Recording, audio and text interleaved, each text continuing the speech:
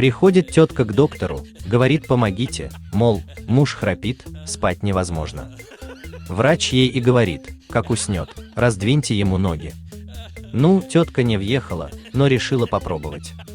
Легли, значит, они с мужем спать. Дождалась тетка, пока муж уснул, и раздвинула ему ноги. Храпа нет. Тетка на радостях мчится к врачу: спасибо, доктор. Но как же так получается?